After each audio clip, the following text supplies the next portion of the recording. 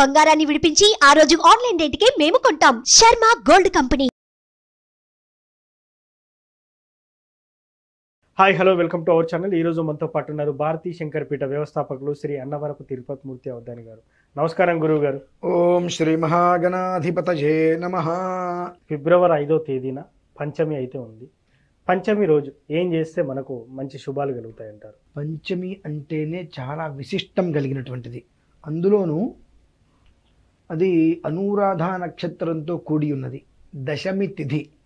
అసలు ఆ అనుసంధానం కూడా చూడండి. సోమవారం. ఎస్, సోమవారం శివుడికి ప్రీతి, అలానే చంద్రుడికి ప్రీతి. చంద్రుడు ఎక్కడుంటాడు? శివుడి నెత్తి మీద ఉంటాడు. అలానే అనురాధ నక్షత్రం. అనురాధ నక్షత్రానికి అధిపతి ఎవరు? శని. శని ఎవరిని ఆరాధిస్తాడు? ఈశ్వరుణ్ణి. అలానే ఆ రోజు దశమి. దశమికి తిథికి ఎవరు అధిపతి? ఆంజనేయ స్వామి. ఆంజనేయ స్వామి ఎవరు? ఈశ్వరుడి యొక్క 11వ అవతారం.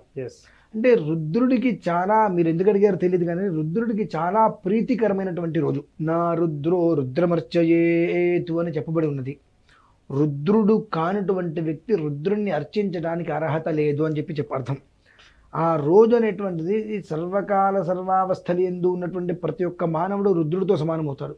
ఓకే, అంటే అంత విశేషమైనటువంటిది. ఎందుకంటే అనురాధ నక్షత్రం మిత్రో దేవత. అనురాధ అనేటువంటిది అన్నిటికీ కూడా మిత్ర స్వభావితం కలిగినటువంటిది. అనురాధ నక్షత్రం వారితో దాదాపుగా ఎవరికి తగాదాలు ఉండవండి. నవ్విస్తూ, నచ్చలేదనుకోండి నవ్వుతూ పక్కకి వెళ్ళిపోతారు. నువ్వెంత, నీ బ్రతికెంత అని అనరు, తగాదా పడరు. ఓకే, మంచిది. అంటే అవసరం మీద నింద వాళ్ళ మీద వేసుకోవడానికి సిద్ధపడి పక్కకి వెళ్ళిపోతారు. మినహాయిస్తే ఒకరిని తొందరగా అంటానికి వీలుండదు. అందరితోటి కూడా అలా కలిసిపోతారు. అంటే నీళ్ళల్లో నీళ్లు కలిపితే నీళ్ళు విడిగా తీయగలమా? తీయలేము. అలా కలిసిపోతారు వాళ్ళు. అంత స్పష్టంగా ఉంటారు. అటువంటి అనురాధ నక్షత్రం మిత్రోదేవత. దానికి చంద్రుడు మళ్ళీ తోడున్నాడు. చంద్రుడు ఎవరు? ప్రకాశవంతాన్ని ఇచ్చేటుంటాడు. మనస్కారకుడు. అంటే మనస్సును చంచలం చేసేటువంటి వాడు, మనస్సును ప్రశాంతత ఇచ్చేవాడు చంద్రుడే. అందరూ కలిసి సమూహంగా ఏర్పడినటువంటి అద్భుతమైనటువంటి దివ్యమైన రోజు అండి అది. ఓకే, మానవాళి జీవితానికి చాలా అద్భుతమైనటువంటి శుభ సమయాన్ని భగవంతుడు ఇచ్చేటువంటి రోజు కూడా. ఎందుకంటే ప్రతి ఒక్కడు రుద్రుడే ఆ రోజు. ఓకే, అంత విశేషమైన రోజు. ఆ రోజు మనం ఏం చేయాలి అనేటువంటిది, సరే ప్రతి ఒక్కరూ ఏదైనా చెయ్యొచ్చు. రుద్రం అనేటువంటిది వినటం,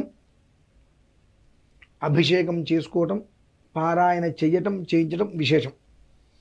అయితే ఇక్కడ ప్రధానంగా మేము ఒకటి ఆరాధన చేస్తున్నామండి ఆ రోజు. ఓకే, మనకు శివరాత్రిని పురస్కరించుకొని లాస్ట్ మేము ఉజ్జయిని వెళ్ళినప్పుడు అక్కడ అవంతికాపురం, ఈ కుజుడు జన్మించినటువంటి స్థలం అవంతికాపురం. ఆ కుజుడు జన్మించిన స్థలంలో అహోరాత్ర త్రయం అని రుద్రపారాయణకి సంకల్పం చేశాం. అహోరాత్ర త్రయము అంటే 72 గంటలు ఏకధాటిగా నిర్విరామంగా 1 నిమిషం కూడా మధ్యలో బ్రేక్ లేకుండా అభిషేకం చేయటం, పారాయణ చేయటం సంకల్పం చేశాం. ఆ సంకల్పం చేసినటువంటి పరిస్థితులలో ఈ అంటే అక్కడి నుంచి 60 రోజుల సమయం, 60 రోజులలో 5 లక్షల పంచాక్షరి చేయాలి అనేటువంటి సంకల్పంతో రేపు ఆదివారం సాయంత్రానికి 1 లక్ష పూర్తవుతుంది. ఓకే, పంచాక్షరి. అది దృష్టిలో ఉంచుకొని ఇన్ని కలిసి వచ్చాయి కదా అని చెప్పి సోమవారం ఉదయం మొదలుకొని రాత్రి వరకు, అది ఒక 12-16 గంటల వరకు పట్టదు, చెప్పలేం, శతరుద్రం పారాయణ సంకల్పం చేశానండి. అది నిజంగా చేస్తారా? శతరుద్రం అంటే 100 రుద్రాలు మరి పారాయణ చేస్తారా అని కూడా వాళ్ళకి డౌట్లు వస్తాయి. భారతీ శంకరపీఠం యూట్యూబ్ నుంచి మొత్తం అంతసేపు లైవ్ ఇస్తున్నా. ఓకే, బహుశా నేను ఒక్కనే కూర్చున్నది. సంతోషం. రెండో మనిషి కూడా అక్కడ లేరు. ఒక్కనే కూర్చుని ఉదయం 6:30, 7, 7:30 మధ్యలో కూర్చుంటాను. ఓం నమో భగవతే రుద్రయాన్ని మొదలు పెడితే 100 రుద్రాలు పూర్తయ్యే అందరికి అక్కడే కూర్చొని ఆ ఒక్క రుద్రం అనేటువంటిది యావత్ ప్రపంచానికో లేదా భారతదేశానికో లేదా మన తెలుగు రాష్ట్రాల్లో ఉన్న ప్రజలకో ఆ రుద్రంలో ఉండేటువంటి ఒక్క మంత్ర ఫలితాన్ని ప్రసాదంగా అందించాలి అనే ఒక ఉద్దేశంతో నేను ఆ రోజు చేస్తున్నా. అలానే ప్రతి ఇంట్లో కూడా ప్రతి మనిషి అంత శివలింగం కూడా లేదు. రుద్రం వినటం ఒక్క 5 నిమిషాలు 10 నిమిషాలు కూర్చొని ప్రశాంతంగా ఇలా కూర్చొని ఓం నమో భగవతే రుద్రాయ, ఓం భూర్భువస్వః, ఓం నమస్తే రుద్రమన్యవ ఉతోతైషవే నమః అని చెప్తున్నప్పుడు ఒక్క రుద్రమైన వినటం అనేటువంటిది కుటుంబానికి చాలా శ్రేయోదాయకం. ఎందుకంటే సాక్షాత్తు తానే అక్కడ ఉన్నాడు. అంటే ఈశ్వరుడే. అంటే ప్రతి మనిషిలోనూ భగవంతుడు ఉంటాడు. అవును. తనలో ఉండేటువంటి భగవంతుని చూడనటువంటి వ్యక్తి ఎదురుకుండా ఉండేటువంటి భగవంతుని ఎలా చూస్తాడు? అంతే కదా. అంటే అటువంటి సుదినమైనటువంటి అద్భుతమైన రోజు కనుక నా రుద్రమర్చేది, మామూలుగా రుద్రుడు కానటువంటి వ్యక్తి రుద్రుడిని అర్చించడానికి అర్హత లేదు కనుక ఆ రోజు ప్రతి ఒక్క వ్యక్తి రుద్రుడే. కాబట్టి చక్కగా ఇంట్లో కూర్చొని పొద్దున్నే దీపారాధన చేసుకొని ఏదో ఒక సమయంలో 5 నిమిషాలు ఒక రుద్రాన్ని చెవులు పడేసుకుంటే శరీరంలో ఉన్నటువంటి తుప్పు మొత్తం వదిలిపోయి ఒక రకమైనటువంటి మానసిక ప్రశాంతత, ఈ యొక్క జీవితం నాకు ఇలానే ఉంటే బాగుండు అని ప్రతి ఒక్క మనిషి జీవితంలో కూడా చాలా తృప్తిగా అనిపిస్తుంది. ఆ ఒక అద్భుతమైనటువంటి ఒక మిరాకిల్.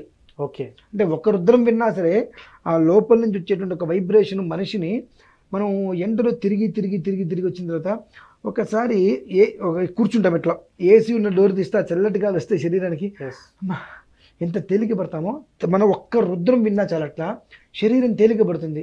వెంటనే కోరుకుంటారు, భగవంతుడా ఈ ఒక్క జీవితం ఇలానే ముందుకు నడిపించి తండ్రి అని చెప్పి. ఎంతటి ప్రశాంతమైన వాతావరణం అనేటువంటిది. రేపు 5వ తారీఖు పంచమి చాలా అద్భుతంగా ఉందండి. ప్రతి ఒక్క మనిషి ఈశ్వరారాధన చేసుకోవడం అనేటువంటిది చాలా అదృష్టమైనటువంటి విషయము. మనం కూడా ఇక్కడ ప్రత్యేకంగా ఈశ్వరారాధనను ఒక 12 నుంచి 16 గంటల సమయం పడుతుంది. మీ పీఠంలోనే, మీ టెంపుల్లోనే? అది నేను టెంపుల్లోనే చేస్తాను, ఆఫీస్లో చేస్తాను, ఎక్కడ చేసినప్పటికీ కూడా కంటిన్యూ లైవ్ ఇస్తాను. ఓకే. మధ్యలో ఒకవేళ ఏదైనా కరెంటు ఏదైనా పోతే ఆగిపోవడం, లేదంటే ఫోను, ల్యాప్టాప్, కంప్యూటర్ అంతసేపు 12 గంటలు 13 గంటలు కంటిన్యూగా ఇస్తే ఓకే, పనిచేస్తే ఓకే. లేదంటే మధ్యలో ఒక అరగంట వాటికి విశ్రాంతి ఇచ్చి చేయటం. అంటే 3 ఐటమ్స్ పెట్టుకుంటా దగ్గర.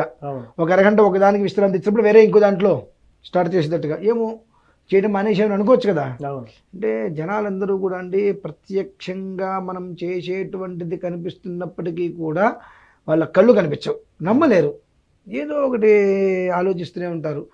ఆ అవకాశం కూడా వాళ్ళకి ఇవ్వకుండా నాయన భగవంతుణ్ణి మనం ఆరాధించినట్లయితే ఆయన యొక్క అనుగ్రహం అనేటువంటిది మనం మోయలేనంతగా ఇస్తాడయ్యా, ఒక్కసారి మీరు ప్రయత్నం చేసి వినండి, ఫలితాన్ని పొందండి అని చెప్పి రుజువు చేయవలసిన పరిస్థితులు వచ్చినాయి.